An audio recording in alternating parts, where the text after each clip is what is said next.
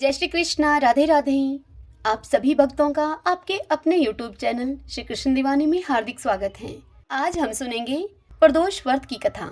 देखिए भक्तजनों, हर मास आने वाला प्रदोष व्रत भगवान शिव की कृपा पाने का सबसे बड़ा दिन होता है। इस दिन किए जाने वाले प्रदोष व्रत से सुख, समृद्धि और सौभाग्य का वरदान मिलता है। प्रदोष व्रत की पूजा शाम के समय प्रदोष काल में की जाती है। यह प्रदोष काल सूर्यास्त से लगभग 1 घंटा पहले का समय होता है, जो कि प्रदोष काल कहलाता है। धार्मिक ग्रंथों के अनुसार प्रदोष व्रत को करने से भगवान शिव शंकर की पूर्ण कृपा प्राप्त की जा सकती है। इससे जीवन में किसी प्रकार का कोई अभाव नहीं रह जाता है। इतना ही नहीं, समस्त आर्थिक संकटों का समाधान करने के लिए प्रदोष व्रत अवश्य करना चाहिए। इस व्रत के प्रभाव से हर तरह के रोग दूर हो जाते हैं। प्रत्येक तरह की बीमारियों पर होने वाले खर्च में भी कमी आती है। भगवान शिव को ज्ञान और मोक्ष का दाता माना जाता है, इसलिए अध्यात्म की राह पर चलने वालों को प्रदोष का यह व्रत अवश्य करना चाहिए। प्रदोष व्रत के दिन सुबह जल्दी उठकर स्नान करने के बाद साफ वस्त्र धारण करें। मंदिर की साफ सफाई करने के बाद एक दीपक, घी का दीपक प्रज्वलित करें। प्रदोष व्रत की पूजा प्रदोष काल यानी कि गोधूली बेला में ही करने का विधान है। ऐसे में इस दौरान भगवान भोलेनाथ का गंगा जल से अभिषेक करें। फिर महादेव जी को धतूरा, शमी के फूल और बिल्वपत्र समेत इन सभी चीजों को अर्पित कर दें। तदंतर भगवान को विशेष चीजों का भोग लगाएं और फिर अंत में अन्य लोगों में भी इस प्रसाद का वितरण करें। आइए भक्तजनों, प्रदोष व्रत की कथा का श्रवण करते हैं। एक समय सब प्राणियों के हितार्थ परम पावन भगीरथी के तट पर ऋषि समाज द्वारा विशाल गोष्ठी का आयोजन किया गया। इस सभा में व्यास जी के परम शिष्य श्री सूत जी महाराज हरि कीर्तन करते हुए वहां पधारे। सूत जी को आता हुआ देखकर शौनक आदि 88,000 ऋषि मुनियों ने खड़े होकर उन्हें दंडवत प्रणाम किया। तदंतर महाज्ञानी सूत जी ने बड़े ही भक्ति भाव से ऋषियों को हृदय से लगाया तथा आशीर्वाद उनको दिया। विद्वान ऋषिगण और सब शिष्य अब आसनों पर विराजमान हो गए। शौनक आदि ऋषियों ने पूछा, हे पूज्यवर, हे महामते सूत जी, कृपा करके यह बताने का आप कष्ट करें कि मंगलप्रद कष्ट निवारक यह व्रत सबसे पहले किसने किया और उसे क्या फल प्राप्त हुआ। तब श्री सूत जी बोले कि आप सभी शिव के परम भक्त हैं। आपकी भक्ति को देखकर मैं व्रती मनुष्यों की कथा आपसे कहता हूँ। ध्यान से सुनिए। एक गांव में अति ही दीन ब्राह्मण निवास किया करता था। उस ब्राह्मण की साध्वी स्त्री प्रदोष व्रत को किया करती थी। उसे एक ही पुत्र रतन था। एक समय की बात है, वह पुत्र गंगा स्नान करने के लिए गया। दुर्भाग्यवश मार्ग में चोरों ने उसको घेर लिया और वे चोर उससे कहने लगे, अब हम तुम्हें मारेंगे। यदि तुम्हें अपनी जान प्यारी हो तो तुम हमें अपने पिता के उस गुप्त धन के विषय में बता दो। तब वह बालक उन चोरों से कहने लगा कि बंधुओं, हम अत्यंत दुखी दीन हैं, हमारे पास धन कहाँ है। तब उन चोरों ने उस बालक से कहा कि तेरे इस पोटली में फिर क्या बंधा है। बालक ने निसंकोच उनसे कहा कि मेरी माँ ने मेरे लिए रोटियां दी हैं। यह सुनकर चोरों ने अपने साथियों से कहा कि साथियों, यह बड़ा ही दीन दुखी है, इस मनुष्य को तुम छोड़ दो, हम किसी और को लूट लेंगे। इतना कहकर उन चोरों ने उस बालक को जाने दिया। बालक अब वहां से चलते चलते एक नगर में पहुंचा। नगर के पास एक बरगद का पेड़ था। वह बालक उसी बरगद के पेड़ की छाया में सो गया। इसी समय उस नगर के सिपाही चोरों को ढूंढते ढूंढते उस बरगद के पेड़ के नीचे आ गए और उस पेड़ के नीचे सोए हुए बालक को चोर समझकर सिपाहियों ने उसे बंदी बना लिया और राजा के सामने प्रस्तुत किया। राजा ने उसे कारावास में बंद करने के लिए आदेश दे दिया। ब्राह्मणी का लड़का जब घर नहीं लौटा तब ब्राह्मणी को अपने पुत्र की बड़ी चिंता हुई। अगले दिन प्रदोष व्रत था। ब्राह्मणी ने प्रदोष व्रत किया और भगवान शंकर से मन ही मन अपने पुत्र की कुशलता की प्रार्थना की। भगवान शंकर ने उस ब्राह्मणी की प्रार्थना को स्वीकार कर लिया। उसी रात भगवान शंकर ने उस राजा को स्वप्न में यह आदेश दिया। भगवान शंकर ने राजा से कहा कि वह बालक चोर नहीं है। राजा, तो प्रातःकाल उस बालक को छोड़ दे, अन्यथा तेरा सारा राज्य वैभव नष्ट हो जाएगा। जब प्रातःकाल राजा उठा तो राजा ने शिवजी की आज्ञा के अनुसार उस बालक को कारावास से मुक्त कर दिया। बालक ने अपनी सारी कहानी राजा को सुनाई। सारा वृतांत सुनकर राजा ने अपने सिपाहियों को यह आदेश दिया कि इस बालक को इसके घर छोड़ कर आओ और उसके माता पिता को राज दरबार में बुला कर लाओ। सिपाहियों ने उसके माता पिता को जाकर यह आदेश सुनाया। तब उसके माता पिता बड़े ही भयभीत हुए और वह उन सिपाहियों के साथ राज दरबार में आए। दरबार में राजा ने जब उन्हें भयभीत देखा तो राजा ने उनसे कहा कि आप भयभीत न हो, आपका बालक तो निर्दोष है। तदंतर राजा ने ब्राह्मण को 5 गांव दान में दिए, जिससे कि वे सुखपूर्वक अपना जीवन व्यतीत कर सके। भगवान शिव शंकर की कृपा से वह ब्राह्मण परिवार अब आनंद पूर्वक रहने लगा। इसलिए जो भी मनुष्य रवि प्रदोष व्रत को करता है, अपने संपूर्ण जीवन निरोग रहते हुए प्रसन्न रहता है। भगवान शंकर माता पार्वती की जय। आइए भक्तजनों, अब हम प्रदोष व्रत की दूसरी कथा का श्रवण करते हैं। प्रदोष व्रत की पूर्णता के लिए इन दोनों कथाओं को सुनना चाहिए। सभी बोलिए भगवान शंकर माता पार्वती की जय। सूत जी इस कथा को सुनाते हुए मुनियों से कहते हैं कि त्रयोदशी तिथि में सायंकाल प्रदोष कहा गया है। प्रदोष के समय महादेव जी कैलाश पर्वत के रजत भवन में नृत्य करते हैं और देवता उनके गुणों का सत्वन करते हैं। इसलिए धर्म, अर्थ, काम और मोक्ष की इच्छा रखने वाले पुरुषों को प्रदोष में नियम पूर्वक भगवान शिव की पूजा, होम, कथा और उनका गुणगान करना चाहिए। दरिद्रता के तिमिर से अंधे और भवसागर में डूबे हुए संसार भय से भीर मनुष्यों के लिए यह प्रदोष व्रत पार लगाने वाली एक नौका है। भगवान शिव की पूजा करने से मनुष्य दरिद्रता, मृत्यु, दुख और पर्वत के समान भारी ऋण भार को शीघ्र ही दूर करके संपत्तियों से पूजित होता है। विदर्भ देश में सत्यरथ नाम से प्रसिद्ध एक राजा थे, जो कि सब धर्मों में तत्पर, धीर, सुशील और सत्य प्रतीक थे। धर्म पूर्वक पृथ्वी का पालन करते हुए उनका बहुत सा समय सुख पूर्वक बीत गया। तदंतर शाल्व देश के राजाओं ने विदर्भ नगर पर आक्रमण करके उसे चारों ओर से घेर लिया।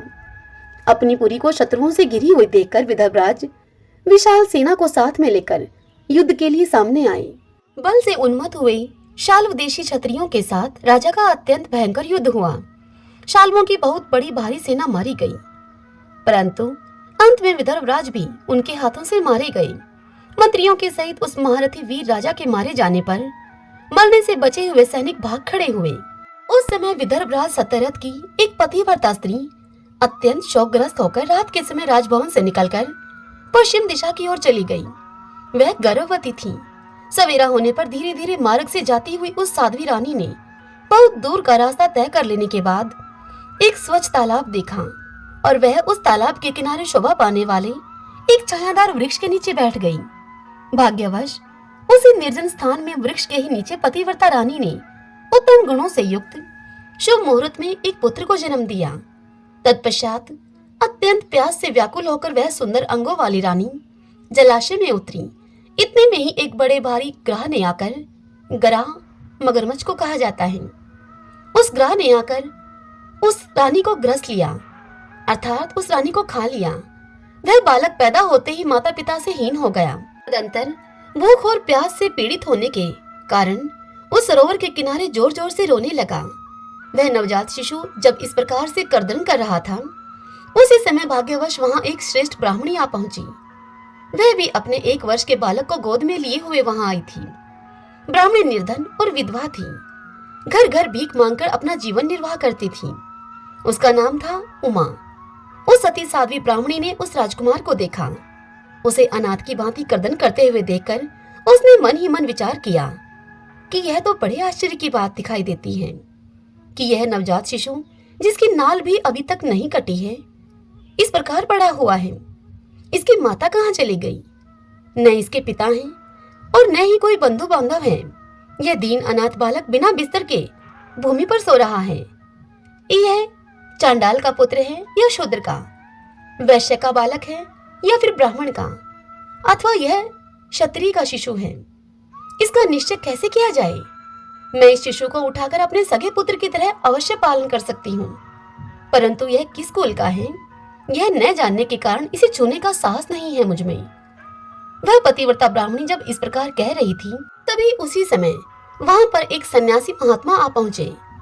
वे ऐसे जान पड़ते थे मानो साक्षात भगवान शंकर हों।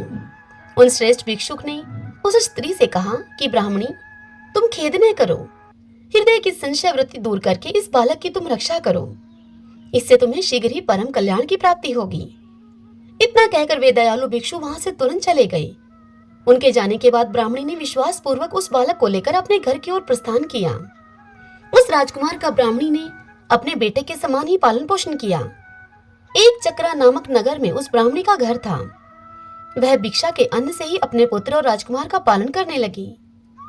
ब्राह्मणों ने ब्राह्मणी के तथा राजा के भी पुत्र का संस्कार कर दिया। वे दोनों सर्वत्र सम्मानित होकर दिन दिन अब बढ़ने लगे। समय आने पर उनका उपनयन संस्कार हुआ।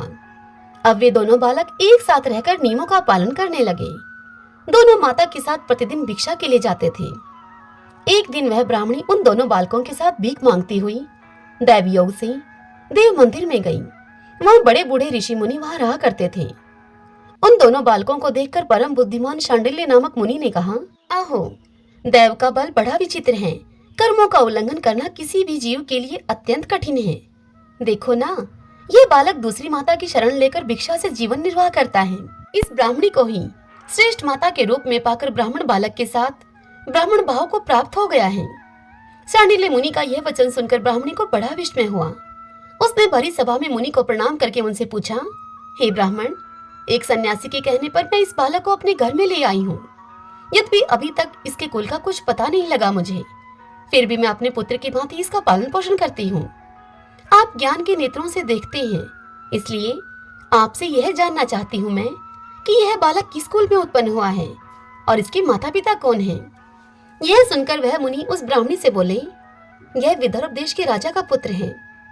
इतना कहकर मुनि ने उस बालक के पिता के युद्ध में मारे जाने का तथा उसकी माता के ग्रह के द्वारा ग्रस्त होने का सभी समाचार पूर्ण रूप से उस ब्राह्मणी को बतला दिया।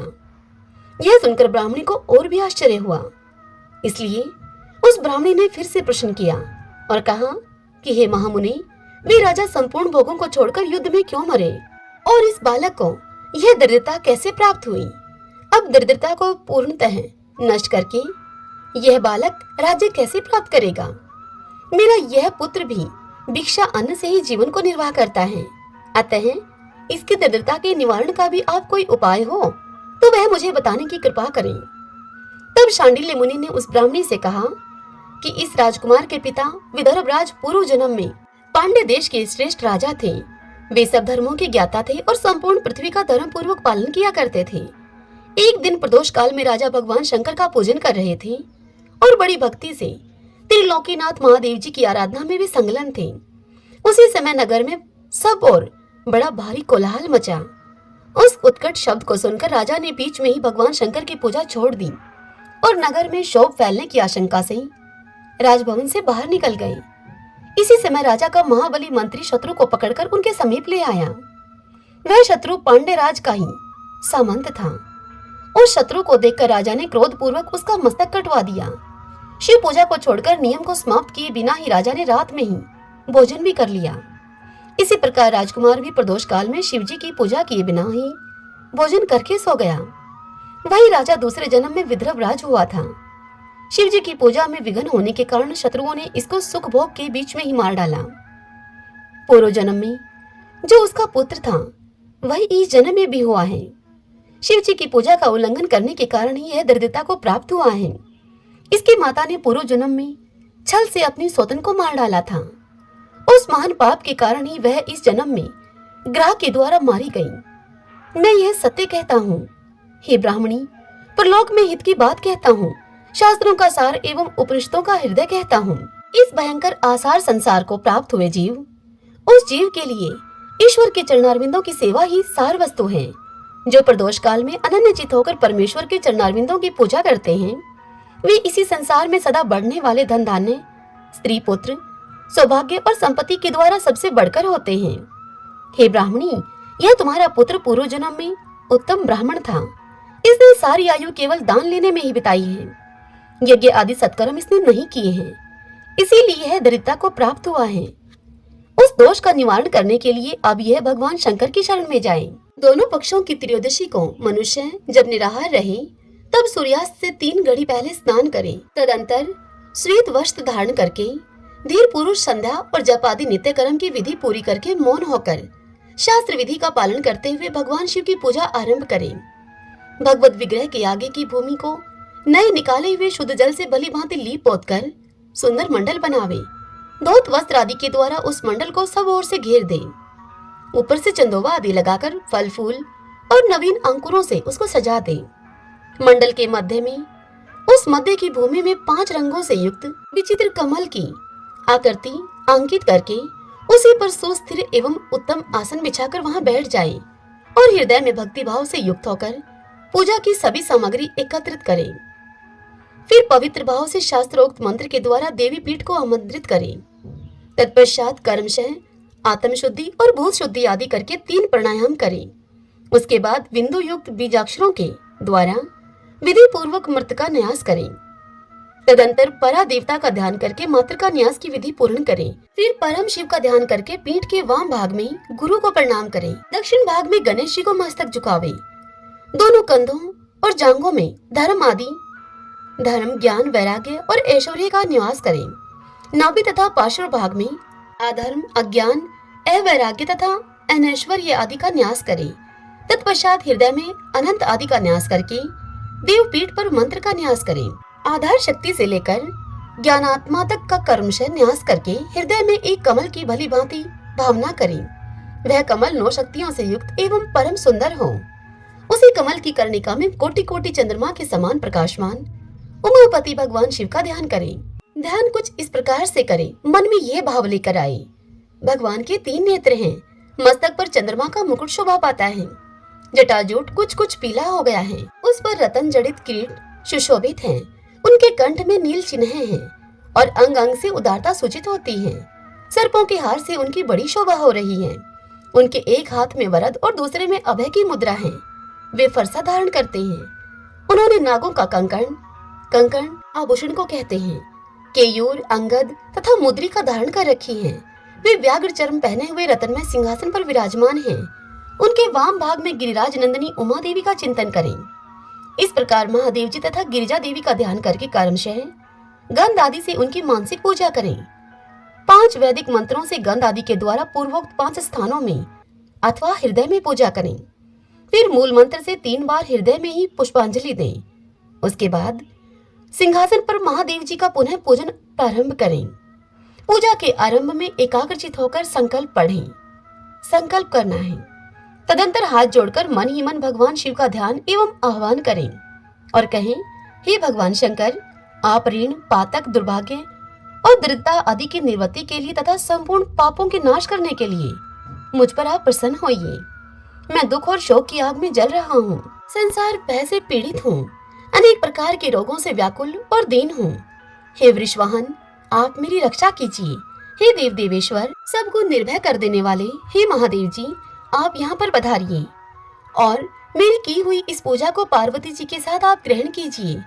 इस प्रकार संकल्प और आह्वान करके पूजा आरंभ करनी चाहिए।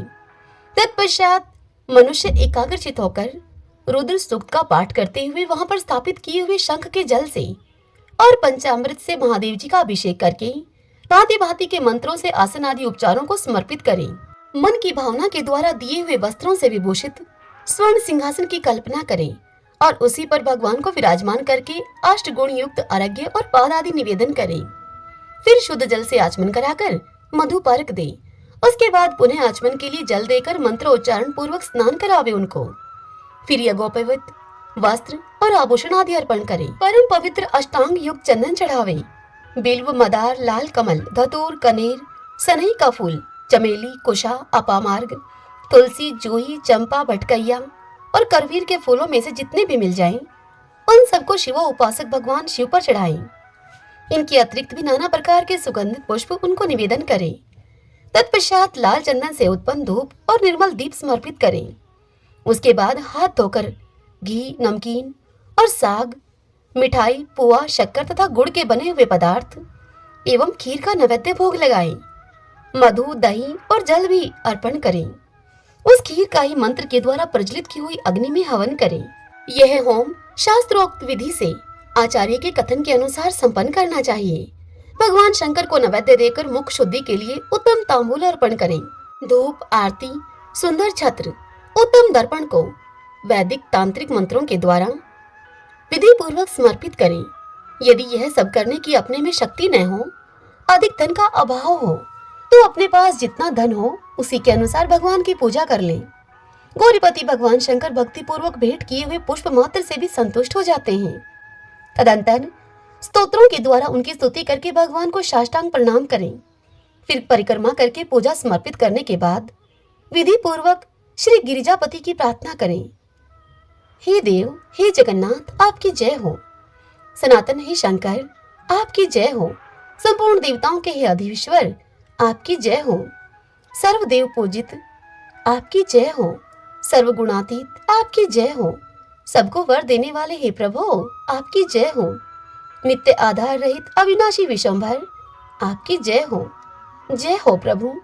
संपूर्ण विश्व के लिए एकमात्र जानने योग्य हे महेश्वर, आपकी जय हो। नागराज वासुकी को आभूषण के रूप में धारण करने वाले हे प्रभु, आपकी जय हो। हे गौरीपते, आपकी जय हो। हे चंद्रार्ध शेखर शंभो, आपकी जय हो। कोटि सूर्यों के समान तेजस्वी हे शिव, आपकी जय हो। अनंत गुणों के आश्रय, आपकी जय हो। भयंकर नेत्रों वाले हे रुद्र, आपकी जय हो। अचिंतन निरंजन, आपकी जय हो। हे नाथ, हे दया सिंधु, आपकी जय हो। भक्तों की पीड़ा का नाश करने वाले हे प्रभु, आपकी जय हो। दुस्तर संसार सागर से पार उतारने वाले हे परमेश्वर, आपकी जय हो। हे महादेव, मैं संसार के दुखों से पीड़ित एवं खिन्न हूँ, मुझ पर प्रसन्न हो। हे परमेश्वर, समस्त पापों के भय का अपहरण करके आप मेरी रक्षा कीजिए। मैं महान दारिद्र्य के समुद्र में डूबा हुआ हूँ।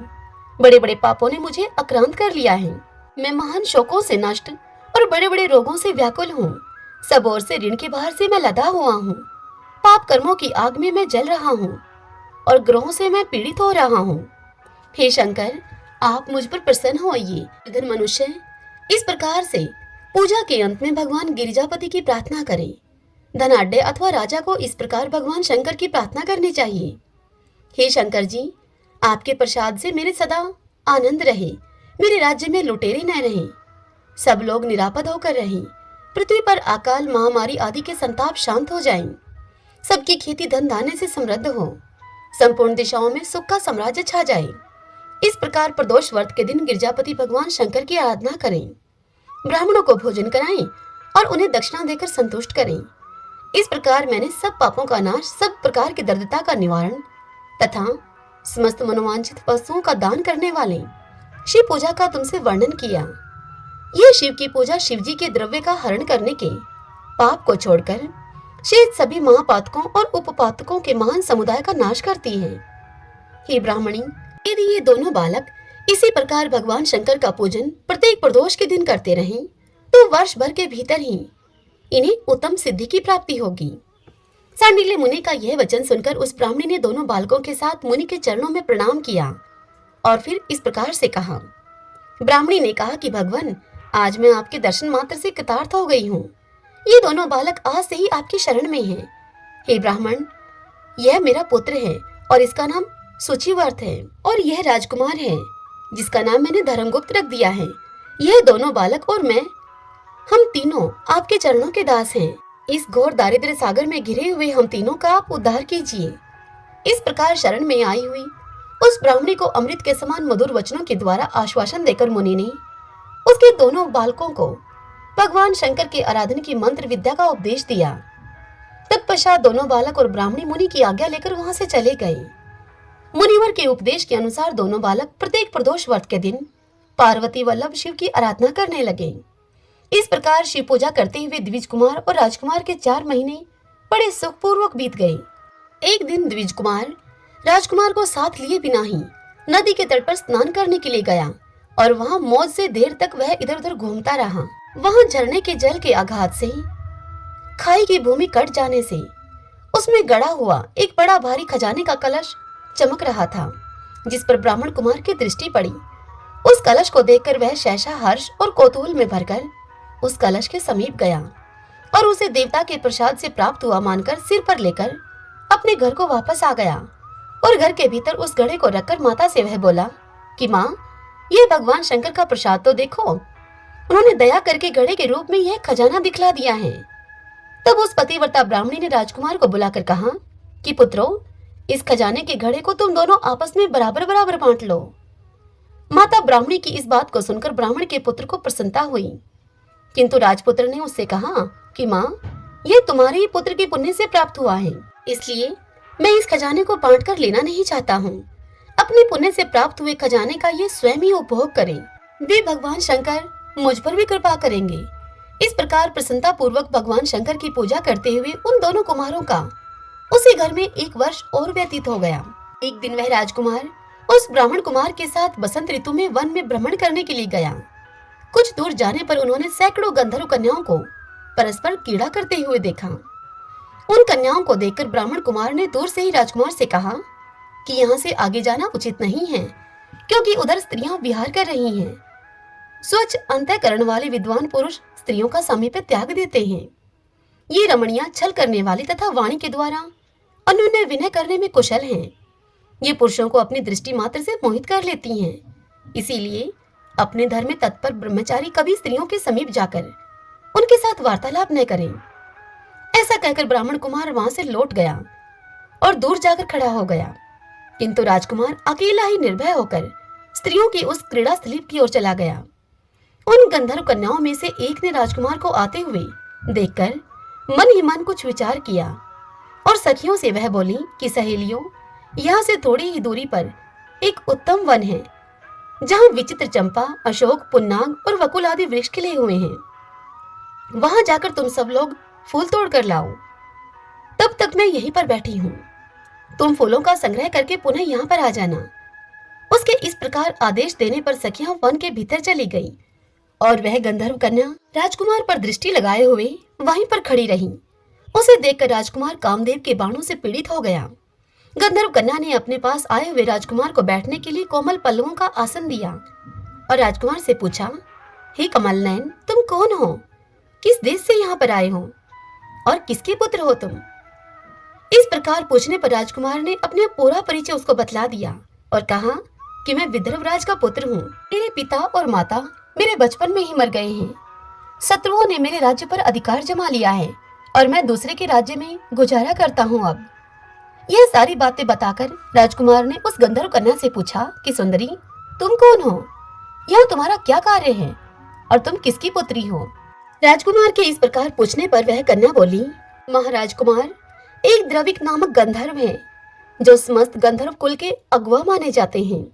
मैं उन्हीं की पुत्री हूँ और मेरा नाम अंशुमति है। सब सखियों को छोड़कर मैं यहाँ अकेली हूँ। मैं तुम्हारी अभिलाषा को जानती हूँ। तुम्हारा मन मुझ में आसक्त हो गया है। इसी प्रकार दैव ने मेरे मन में भी तुम्हारे लिए उत्कंठा भर दी है। अब हम दोनों का स्नेह कभी भंग नहीं होना चाहिए। राजकुमार से ऐसा कहकर गंधर्व कुमारी ने शीघ्र ही अपने गले से मोती का हार निकालकर प्रेम पूर्वक राजकुमार को भेंट किया। उस अद्भुत हार को देखकर राजकुमार ने उसे पूछा कि भीरू, मैं एक बात तुमसे कहता हूँ। मैं राज्यहीन और निर्धन हूँ। तुम मेरी प्रिया कैसे होना चाहती हो?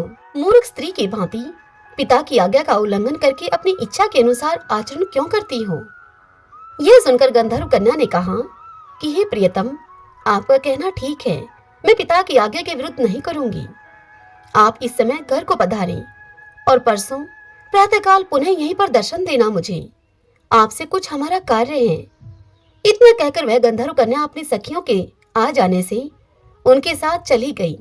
तदंतर वह राजकुमार भी हर्षपूर्वक जहाँ पर वह ब्राह्मण कुमार खड़े थे उनके समीप लौट आया। उसने द्विज कुमार से सारी बातें बताई और उसके साथ घर को प्रस्थान किया। वहां पतिव्रता ब्राह्मणी को भी यह शुभ समाचार सुनाकर राजकुमार ने उनको प्रसन्न किया तथा पूर्व निश्चित समय आने पर वह पुनः द्विज पुत्र के साथ वन में गया। नियत स्थान पर पहुंचकर राजकुमार ने देखा कि गंधर्वराज और उनकी कन्या दोनों वहां उपस्थित हैं। गंधर्वराज ने वहां पर आए हुए दोनों कुमारों का अभिनंदन किया और सुंदर आसन पर बिठाकर राजपुत्र से उन्होंने कहा। गंधर्वराज ने राजकुमार से कहा, हे विदर्भ राजकुमार, मैं कल कैलाश पर्वत पर गया था। वहां मैंने पार्वती जी के साथ महादेव जी के दर्शन किए। देवेश्वर भगवान शिव करुणा रूपी अमृत के सागर हैं। उन्होंने मुझे बुलाकर सभी देवताओं के समीप इस प्रकार से कहा, पृथ्वी तल पर धर्मगुप्त नाम से प्रसिद्ध एक राजकुमार है जो कि इस समय अकिंचन है। उसका राज्य छिन गया है। शत्रुओं ने उसके देश को अपने अधिकार में कर लिया है। अब वह बालक अपने गुरु की आज्ञा से सदा मेरी आराधना में संलग्न रहता है। उसी के प्रभाव से आज उसके समस्त पितृ मेरे स्वरूप को प्राप्त हो गए हैं। हे गंधर्व श्रेष्ठ, तुम भी उस राजकुमार की सहायता करो। अब वह शत्रुओं को मारकर अपने राज्य सिंहासन पर आसीन हो जाएगा। महादेव जी के इस प्रकार आज्ञा देने पर हे राजकुमार, मैं अपने घर को आया यहाँ इस मेरी कन्या ने भी तुम्हारे लिए बहुत प्रार्थना की मुझसे। यह सब परम दयालु भगवान शिव की प्रेरणा से हो रहा है। ऐसा समझकर मैं इस कन्या को साथ में लेकर यहाँ आया हूँ।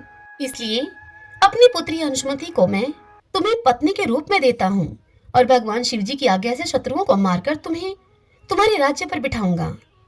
अपने उस नगर में तुम अपनी इस धर्म पत्नी के साथ 10,000 वर्षों तक मनोवांछित सुख को भोग कर अंत में भगवान शिव के लोक में जाओगे और वहां भी मेरी यह कन्या तुम्हारी ही सेवा में प्रस्तुत रहेगी। इस प्रकार कहकर गंधर्वराज ने उसी वन में राजकुमार के साथ अपनी पुत्री का विवाह कर दिया और दहेज में परम उज्जवल रतन भार भेंट किए उनको। चंद्रमा के समान चमकीली चूड़ामणि तथा दमकते हुए मोतियों के मनोहर हार दिए, दिव्य आभूषण, वस्त्र, स्वर्ण के बने हुए बहुत से सामान, 10,000 हाथी, 1,00,000 नीले घोड़े और हजारों सोने के बड़े बड़े रथ प्रदान किए। अंत में एक दिव्य रथ, इंद्र के धनुष के समान विशाल धनुष, शस्त्रों अस्त्र शस्त्र, अक्षय बाणों से भरे हुए 2 तरकश, अभेद स्वर्ण में कवच तथा शत्रुओं का संहार करने वाली शक्ति समर्पित की। अपनी पुत्री की सेवा के लिए गंधर्वराज ने प्रसन्नचित होकर 5,000 दासियां दी। इतना ही नहीं, राजकुमार की सहायता के लिए उन्होंने अत्यंत उग्र गंधर्वों की चतुरंगिनी सेना भी भेंट की। इस प्रकार परम उत्तम संपत्ति को पाकर राजकुमार अपनी मनोवांछित पत्नी के साथ बहुत प्रसन्न हुए। पुत्री का विवाह कराकर गंधर्वराज स्वर्गलोक में चले गए। धर्मगुप्त विवाह के अनंतर गंधर्वों की सेना के साथ अपने नगर को आ गया और वहां उन्होंने शत्रु सेना का संहार करके अपनी राजधानी में प्रवेश किया। तत्पश्चात श्रेष्ठ ब्राह्मणों और मंत्रियों ने मिलकर राजकुमार का अभिषेक किया और वे रत्न में सिंहासन पर आरूढ़ होकर एकंटक राज्य का उपभोग करने लगे। जिस ब्राह्मण पत्नी ने उनका अपने पुत्र की भांति पालन किया था, वही उनकी माता हुई। वह द्विज कुमार ही भाई हुआ और गंधर्व राजपुत्री अंशुमति महारानी के पद पर प्रतिष्ठित हुई। भगवान शंकर की आराधना करके धर्मगुप्त विदर्भ देश के राजा हो गए। इसी प्रकार दूसरे लोग भी प्रदोष व्रत के दिन गिरिजापति की आराधना करके मनोवांछित कामनाओं को प्राप्त कर लेते हैं और देहावसान होने पर अर्थात मृत्यु होने पर परम गति को प्राप्त होते हैं।